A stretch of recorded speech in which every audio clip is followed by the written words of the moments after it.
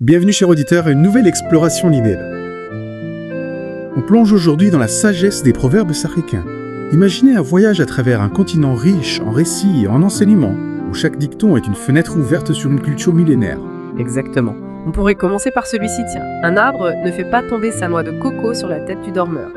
Une invitation à l'action, à ne pas attendre passivement que les choses se produisent. Ah, j'adore celui-là. Il a ce côté un peu malicieux tout en étant profond. Et pour nous guider dans ce dédale de sagesse, nous avons la chance d'avoir avec nous, un expert qui a un véritable don pour décrypter le sens caché de ces paroles ancestrales. Merci pour ce compliment. J'ai hâte de partager avec vous ma passion pour ces trésors de la culture africaine. Parfait. Alors commençons par un thème qui revient souvent dans les proverbes, l'action versus l'inaction. J'ai sélectionné quelques dictons qui illustrent bien cette dualité. Le premier. Seul, un imbécile teste la profondeur d'une rivière avec ses deux pieds. Qu'en penses-tu? Un grand classique, Havers. Il nous met en garde contre la précipitation et l'impulsivité. Imaginez-vous au bord d'une rivière, prêt à plonger, sans même avoir vérifié la profondeur, les courants. Ce serait de la folie? Non. Ce proverbe nous invite à la réflexion, à la prudence, avant de nous lancer dans l'inconnu. C'est tellement vrai. On a tous connu des situations où on aurait aimé faire preuve de plus de discernement. Et dans le même esprit, il y a ce proverbe « Un pied agité peut entrer dans une fosse au serpent ». Ah, oui, celui-ci est plus imagé, plus percutant. Il nous rappelle que l'inaction, l'indécision peuvent nous mener tout droit vers le danger. Parfois, rester immobile, c'est s'exposer à des risques qu'on n'aurait même pas soupçonnés. C'est une image qui marque l'esprit, c'est sûr. Et pour compléter ce thème de l'action, j'aime beaucoup celui-ci. L'arbre ne fait pas tomber sa noix de coco sur la tête du dormeur.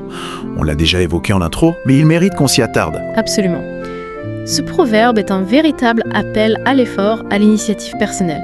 Rien ne tombe du ciel, il faut se donner les moyens de réussir à aller chercher ce que l'on désire.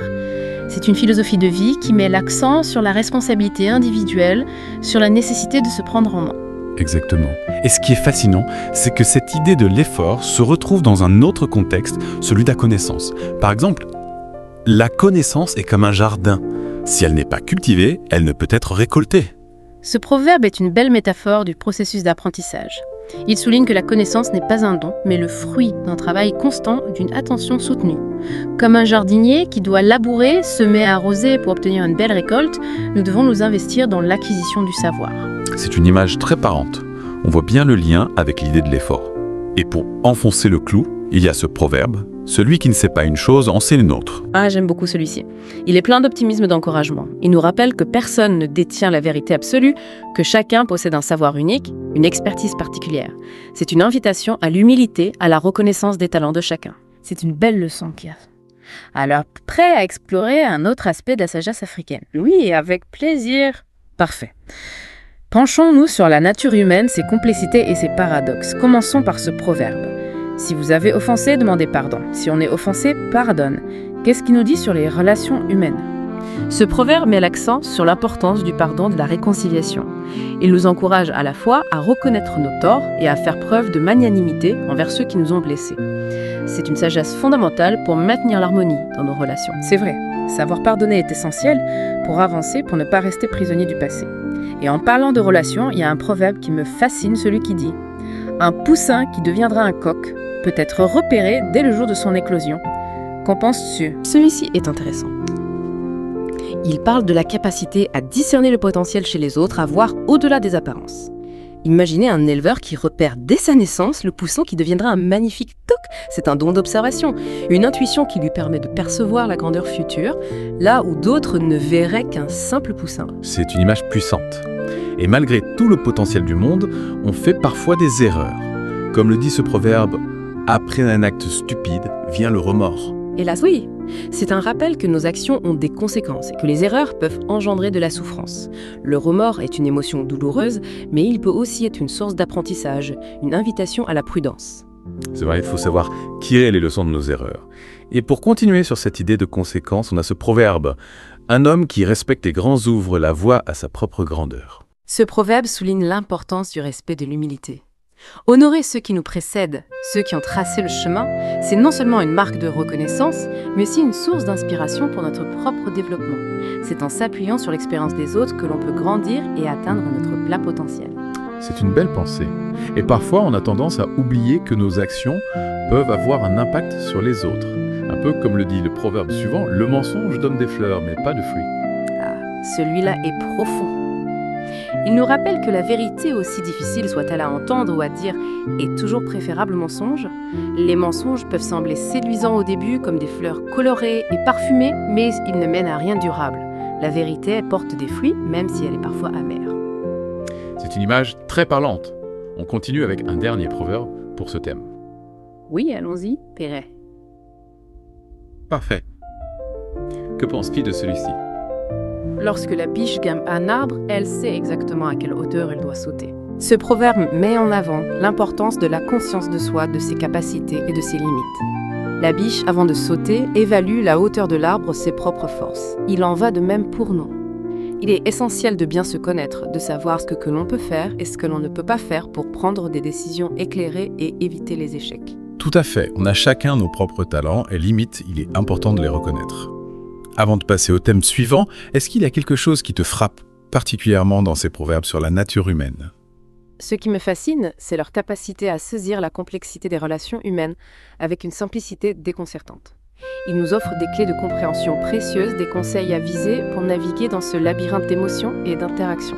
C'est vrai, ils nous invitent à la réflexion, à l'introspection. Et en parlant de réflexion, on a un groupe de proverbes qui traitent de la vie, de la mort et de l'héritage. Commençons par celui-ci. La canne à sucre est la plus douce au niveau de son joint. Ce proverbe est une invitation à la persévérance, à la patience. Il nous rappelle que les plus belles récompenses se trouvent souvent au bout du chemin, après avoir surmonté les obstacles. La canne à sucre, pour libérer sa douceur, doit être broyée pressée. Il en va de même pour nous. Les épreuves que l'on traverse nous rendent plus forts, plus savoureux, pour ainsi dire. C'est une belle métaphore. Oui. Et en parlant de surmonter les obstacles, il y a ce proverbe « Poke ». On ne brûle pas les roses sur un feu doux. Celui-ci nous invite à apprécier la beauté et la fragilité de la vie. Il nous rappelle de traiter les choses précieuses avec soin et délicatesse. Les roses, symboles de beauté et d'amour, méritent d'être traitées avec douceur de même que chaque instant de notre existence. C'est vrai, il faut savoir chérir ce que l'on a. Et puis il y a cette réalité incontournable qu'aborde le proverbe suivant. La mort est un vêtement que tout le monde portera. Un rappel poignant de notre condition humaine, de la finitude de notre existence. Ce proverbe, loin d'être morbide, est une invitation à vivre pleinement chaque instant, à ne pas prendre la vie pour acquise. La mort est une certitude, mais la façon dont nous vivons notre vie est un choix. Oui, c'est une réalité qu'on a parfois tendance à oublier. Et en parlant d'oublier, il y a ce proverbe qui me trouble. Quand un arbre tombe, on l'entend. Quand la forêt pousse, pas un bruit. Il met en lumière le fait que les changements profonds, les véritables évolutions se produisent souvent dans le silence, loin des projecteurs. La croissance d'une forêt est un processus lent, silencieux, mais puissant. Il faut savoir prêter attention aux détails, aux nuances pour percevoir ces transformations fondamentales. C'est une observation très juste. Et pour terminer ce thème, j'aimerais aborder ce proverbe qui me touche particulièrement. La culture est la possibilité même de créer, de renouveler, de partager des valeurs. Un proverbe qui souligne l'importance de la culture comme moteur de créativité, de transmission et de partage. C'est un héritage précieux qu'il faut préserver et enrichir. La culture, ce n'est pas seulement un ensemble de traditions, c'est aussi une force vive qui nous permet de nous connecter aux autres, de construire un monde meilleur. C'est tellement important. Et toi, est-ce qu'il y a un proverbe qui te parle particulièrement dans ce groupe? Celui qui me touche le plus, c'est « La canne à sucre est la plus douce au niveau de son joint ».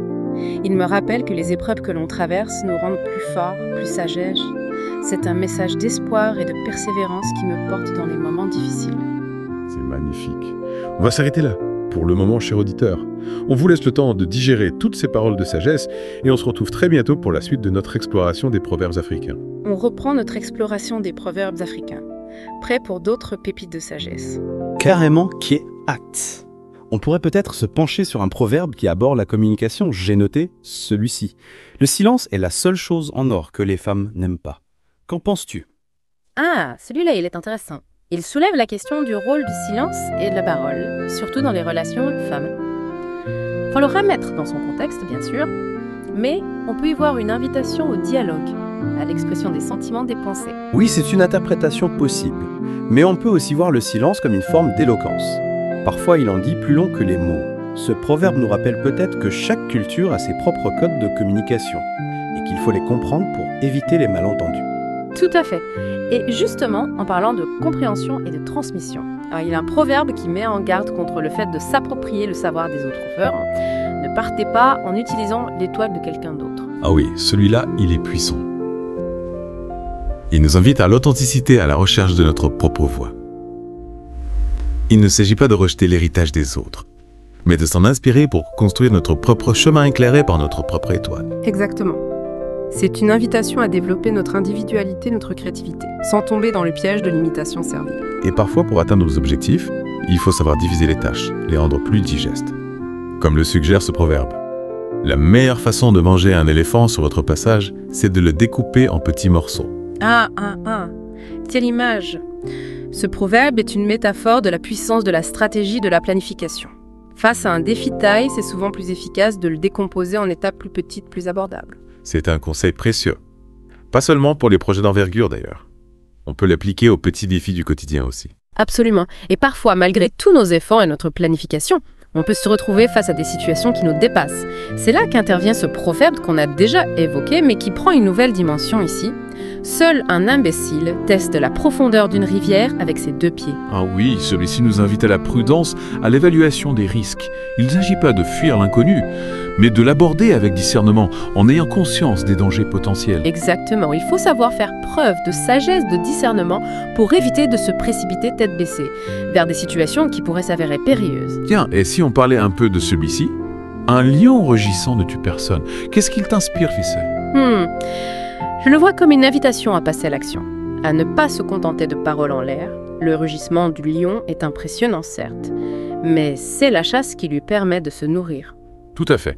Il faut savoir joindre le geste à la parole, transformer ses intentions en actions concrètes. Les belles paroles ne suffisent pas. Il faut passer à l'acte pour obtenir des résultats tangibles. Et pour réussir, il est important d'avoir confiance en ses capacités. Comme le souligne ce proverbe qu'on a déjà vu, mais qui prend tout son sens ici. Lorsque la biche grimpe à un arbre, elle sait exactement à quelle hauteur elle doit sauter. Oui, la biche ne saute pas à l'aveuglette. Elle évalue la situation, prend conscience de ses limites et de ses forces. Ce proverbe nous invite à faire de même, connaître nos atouts et nos faiblesses, pour prendre des décisions éclairées et éviter de nous engager dans des entreprises qui nous dépassent. C'est un conseil avisé.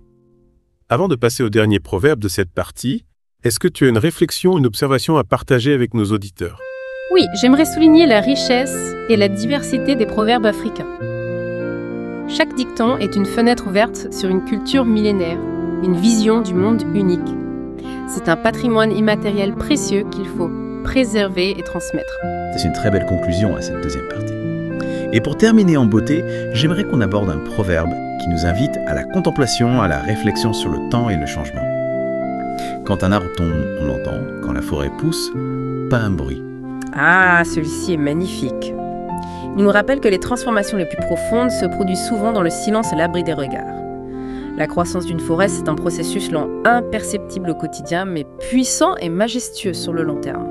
C'est une image qui invite à la patience, à l'observation attentive.